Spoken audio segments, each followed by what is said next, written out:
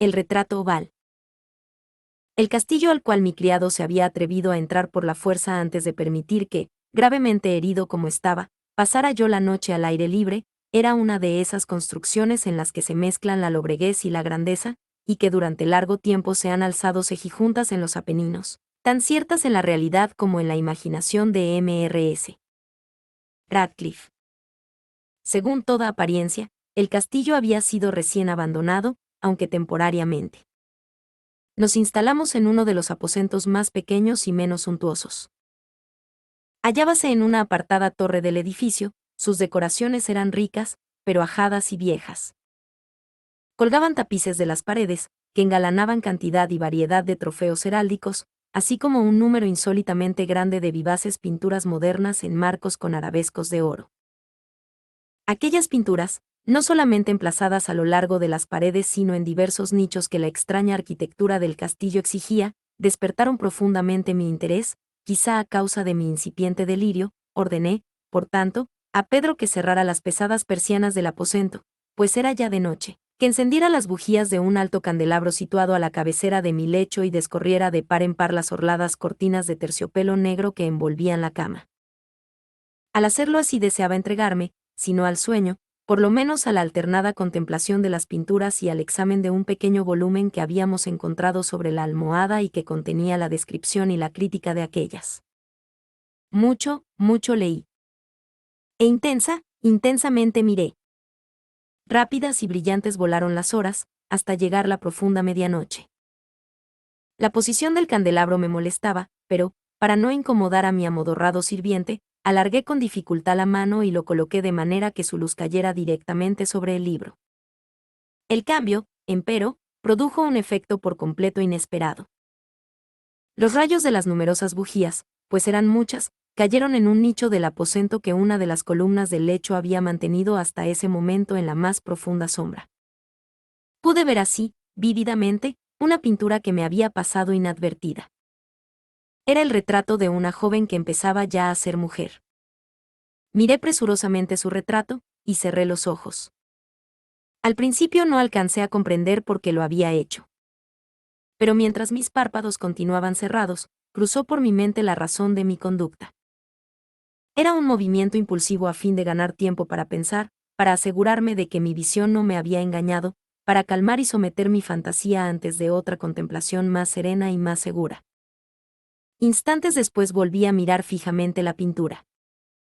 Ya no podía ni quería dudar de que estaba viendo bien, puesto que el primer destello de las bujías sobre aquella tela había disipado la soñolienta modorra que pesaba sobre mis sentidos, devolviéndome al punto a la vigilia. Como ya he dicho, el retrato representaba a una mujer joven. Solo abarcaba la cabeza y los hombros, pintados de la manera que técnicamente se denomina vignette, y que se parece mucho al estilo de las cabezas favoritas de Sally. Los brazos, el seno y hasta los extremos del radiante cabello se mezclaban imperceptiblemente en la vaga pero profunda sombra que formaba el fondo del retrato. El marco era oval, ricamente dorado y afiligranado en estilo morisco. Como objeto de arte, nada podía ser más admirable que aquella pintura. Pero lo que me había emocionado de manera tan súbita y vehemente no era la ejecución de la obra, ni la inmortal belleza del retrato. Menos aún cabía pensar que mi fantasía, arrancada de su semisueño, hubiera confundido aquella cabeza con la de una persona viviente. Inmediatamente vi que las peculiaridades del diseño, de la vignette y del marco tenían que haber repelido semejante idea, impidiendo incluso que persistiera un solo instante.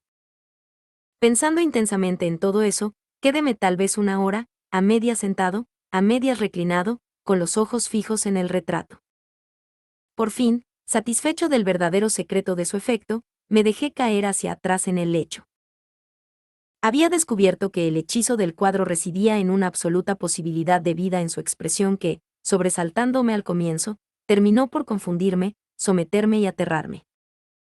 Con profundo y reverendo respeto, volví a colocar el candelabro en su posición anterior. Alejada así de mi vista la causa de mi honda agitación, busqué vivamente el volumen que se ocupaba de las pinturas y su historia. Abriéndolo en el número que designaba al retrato oval, leí en él las vagas y extrañas palabras que siguen: era una virgen de singular hermosura, y tan encantadora como alegre. Aciaga la hora en que vio y amó y desposó al pintor. Él, apasionado, estudioso, austero, tenía ya una prometida en el arte, ella, una virgen de sin igual hermosura y tan encantadora como alegre, toda luz y sonrisas, y traviesa como un cervatillo, amándolo y mimándolo, y odiando tan solo al arte, que era su rival, temiendo tan solo la paleta, los pinceles y los restantes enojosos instrumentos que la privaban de la contemplación de su amante. Así, para la dama, cosa terrible fue oír hablar al pintor de su deseo de retratarla. Pero era humilde y obediente, y durante muchas semanas posó dócilmente en el oscuro y elevado aposento de la torre, donde solo desde lo alto caía la luz sobre la pálida tela. Mas él, el pintor, gloriábase de su trabajo, que avanzaba hora a hora y día a día. Y era un hombre apasionado, violento y taciturno, que se perdía en sus ensueños, tanto, que no quería ver cómo esa luz que entraba lívida, en la torre solitaria, marchitaba la salud y la vivacidad de su esposa, que se consumía a la vista de todos, salvo de la suya. Mas ella seguía sonriendo, sin exhalar queja alguna, pues veía que el pintor, cuya nombradía era alta, trabajaba con un placer fervoroso y ardiente, bregando noche y día para pintar a aquella que tanto le amaba y que, sin embargo, seguía cada vez más desanimada y débil. Y, en verdad, algunos que contemplaban el retrato hablaban en voz baja de su parecido como de una asombrosa maravilla, y una prueba tanto de la excelencia del artista como de su profundo amor por aquella a quien representaba de manera tan insuperable.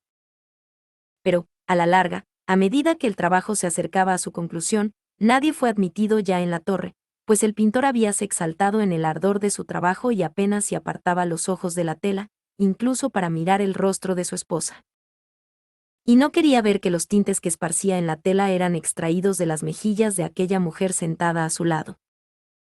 Y cuando pasaron muchas semanas y poco quedaba por hacer, salvo una pincelada en la boca y un matiz en los ojos, el espíritu de la dama osciló, vacilante como la llama en el tubo de la lámpara. Y entonces la pincelada fue puesta y aplicado el matiz, y durante un momento el pintor quedó en trance frente a la obra cumplida. Pero, cuando estaba mirándola, púsose pálido y tembló mientras gritaba, ciertamente, esta es la vida misma, y volvióse de improviso para mirar a su amada. Estaba muerta.